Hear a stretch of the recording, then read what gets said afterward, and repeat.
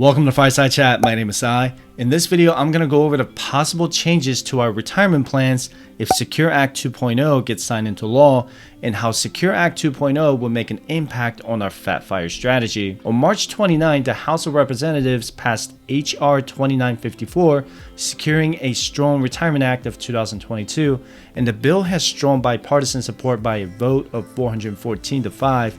It is now sent to the Senate for further consideration. The Senate also has their own version of Secure Act 2.0, or the Retirement Security and Savings Act, which is similar to what the House just passed.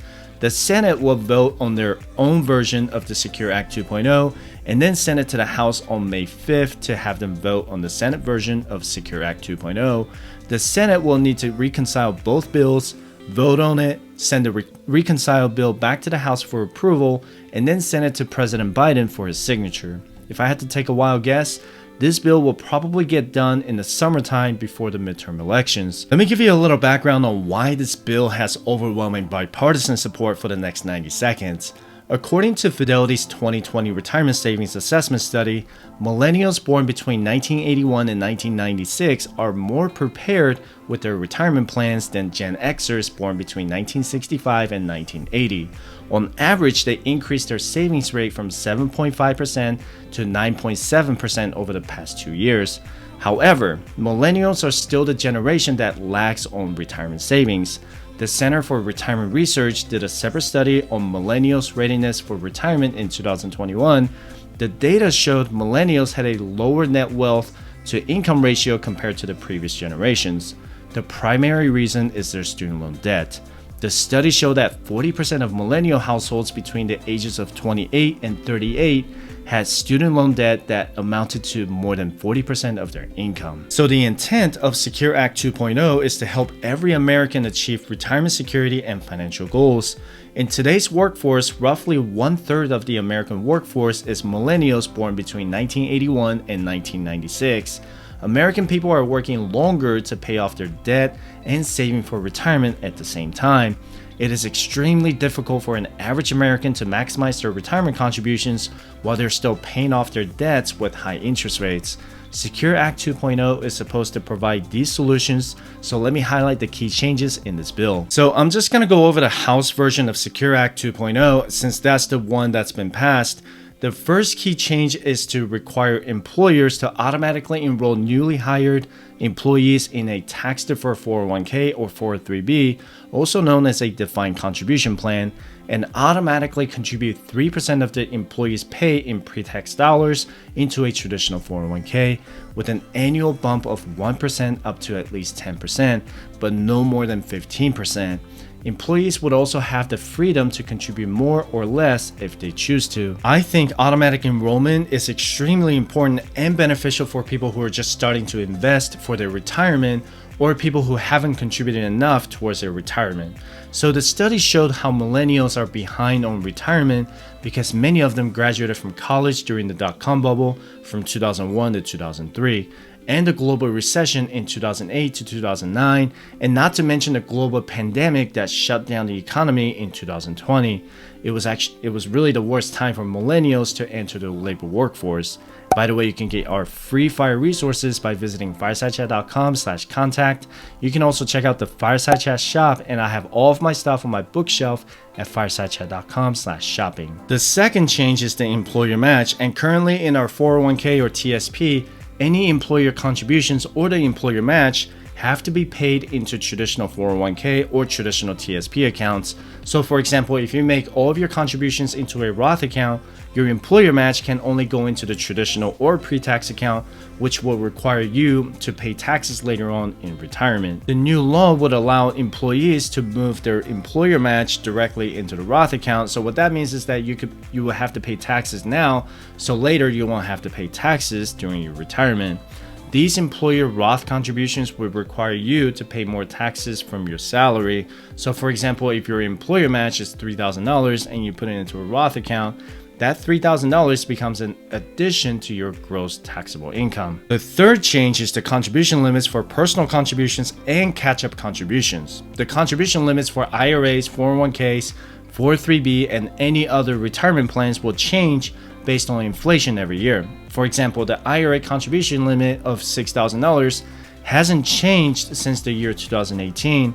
The new law could easily change the limit from $6,000 to $7,000 or even $8,000 based on the inflation data at the end of the year. This new rule would also apply to 401k, TSP, and other employer-sponsored retirement plans, as well as the catch-up contributions. The catch-up contribution for IRA has been the same at $1,000 since 2006.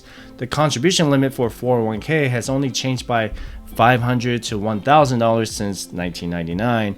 If you're on the FIRE journey like me, it could allow me to contribute even more towards our early retirement. Another change to the catch-up contribution is adding an age-specific category for people ages between 62 and 64 starting in 2024. People in that age bracket could contribute an additional $10,000 instead of $6,500 now for ages 50 or older under the current law. These contribution limits would also be indexed for inflation in future years. Secure Act 2.0 also enforces these catch-up contributions to be made for Roth accounts. By the way, if you need help with your personal finances, you can schedule a free one-on-one 20-minute financial coaching session by visiting firesidechat.com/coaching. Another exciting change in Secure Act 2.0 is allowing employers to make contributions based on their employees' student loan payments, even if they're not making any retirement plan contributions. As I said before, it is extremely difficult to save for retirement while you're in debt. And trust me, I've been there with $110,000 in consumer debt back in 2014. This new law could allow employers to help out their employees by contributing to their retirement accounts while employees are working to repay their student loans. This is also called student loan matching. It could help millions of Americans who are still repaying their student loans and not get left behind with retirement savings at the same time. Here are the other key changes from Secure Act 2.0. It requires minimum distributions or RMDs for traditional 401k and IRA is extended from age 72 to 75 starting in the year 2033. The RMD will extend to age 73 starting in 2022, age 74 starting in 2029, and then extend to age 75 starting in 2032. With this bill, the Department of Labor can create a lost and found database for people who left their jobs and forgot all about their 401ks. Guys, I don't know how you can do this, but please do not forget or leave your 401ks behind. You can watch the detailed video I did on rolling over my 401k to IRA, and I will put that video link in the description below. The bill would also require the Treasury Secretary to increase public awareness of the retirement savings contribution credit or the savers credit available to low and moderate income workers. And the maximum credit right now is $1,000 per person, but the bill will increase to $1,500. So these are all exciting changes because I've been talking about how the retirement contribution limits need to increase with inflation. And this is exciting for people like us on the FIRE journey because we will be able to contribute more towards our early retirement if they increase our IRA, 401k, or TSP contribution limits. However, keep in mind that this is still only a bill and not a law. I'm pretty excited about this bill because it has strong bipartisan support from Congress, and the bill would allow people to refocus on their retirement savings with incentives. People who are working on repaying their student loans could save more money towards their retirement without contributing any of their own money. I also like that people will have the option to turn our employer match to Roth because that's the plan I talked about in one of my previous videos. We plan to convert our employer match when we're in early retirement to lower our income taxes on the conversion.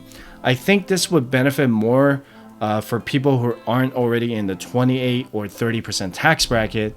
I would probably have to get with my CPA to figure out if having my employer match convert to Roth during my employment makes sense. And the House bill allows people between the ages of 62 and 64 to increase their catch-up contribution to $10,000.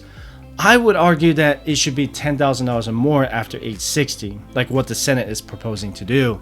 I can't find a reason why the House proposed only to allow ages between 62 and 64, but it doesn't make sense to give people the $10,000 catch-up contribution and then go back down to $6,500 when they turn 65. People should be allowed to contribute more to their retirement, especially when they're within years of their retirement age. Let me know in the comment section down below what your thoughts are on Secure Act 2.0. So with that said, I appreciate you watching my video. Don't forget to subscribe, and I hope to see you in the next video. Have a good one.